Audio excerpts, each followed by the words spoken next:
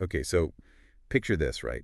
You're just scrolling through your phone, checking messages, sharing a photo, all that good stuff, and you have no idea that someone is literally watching your every move. Yeah, I can see how that'd be pretty unsettling. Super unsettling, right?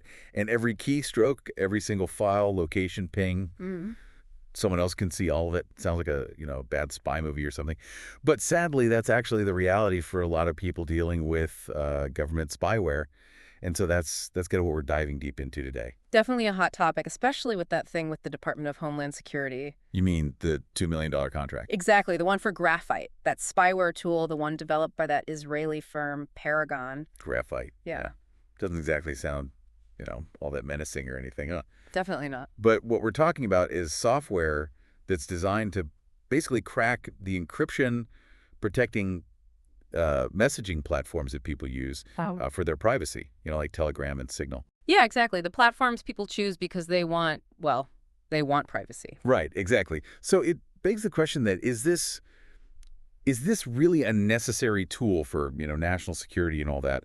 Or is this something a little more, I don't know, dangerous? Yeah, that's the big question. I think to start, we need to break down exactly what this graphite thing can do. Okay, so let's do that. What can it actually do? So it's built to get around encryption, right? Which means it can potentially access all kinds of stuff, Yeah. messages, files, even your location data, and all on platforms that were, designed for secure communication. Yeah. So the government's argument is that, this ability to see all this stuff, it's super important for tracking potential threats and keeping people safe. Right. That's their main argument. But on the flip side, you've got these privacy advocates, Hmm. and they're sounding the alarm. They're really worried that a tool like Graphite could be used against, well, just about anyone. Mm. Journalists, activists, even regular people, and all with, very little oversight. Exactly. It's a big concern. And it's not just about the misuse. It could have a chilling effect on free speech. People are going to be afraid to speak their minds if they think they're constantly being watched. Totally, yeah. So it's not just about what is happening, but also what could happen. And just to be clear, Graphite, this is just one example. This whole spyware industry, it's huge, Yeah, right? it's massive, a multi-billion-dollar global industry. And governments all over the world, they're using this stuff more and more. It raises a lot of ethical questions. And what really worries me is the lack of transparency. It feels like in most cases, there are no clear regulations, no independent body making sure these tools are being used responsibly. That's just it, right? If there's no transparency, then how are we supposed to know they're being used responsibly? I mean, there have already been cases, even in democratic countries like Greece, where spyware was being used to target journalists and political opponents.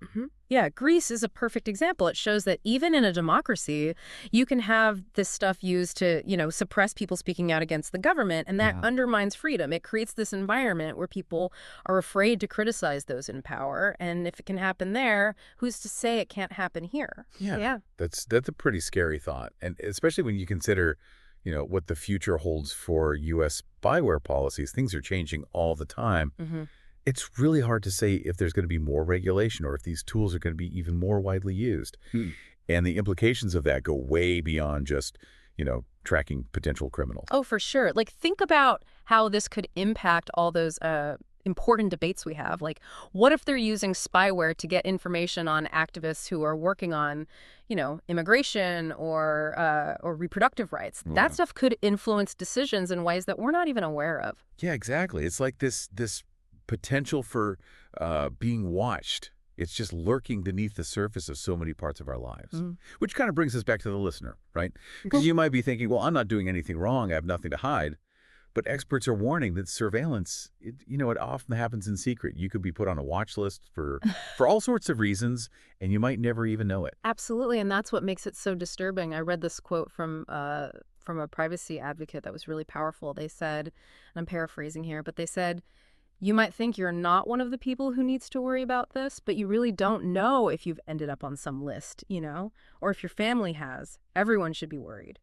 Wow, that's a powerful statement.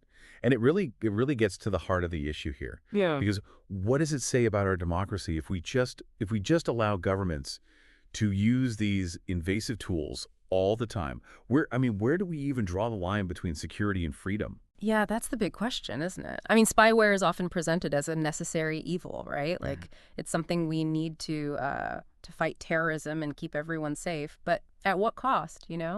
Are we really okay with giving up our privacy, our right to communicate freely, all in the name of security? I mean, that's a big trade-off. And it's something we really need to think about. Are we okay with living in a future where everything we do online or in the real world could be monitored by the government? Hmm. And if we are, what kind of society are we building? I mean, this goes way beyond just technology. It Uh, gets to the core of what it means to live in a free and open society. It's definitely something for everyone to think about. Really Absolutely, makes you think, huh? definitely. All right, well, on that note, that's our deep dive for today. Until next time. See you then.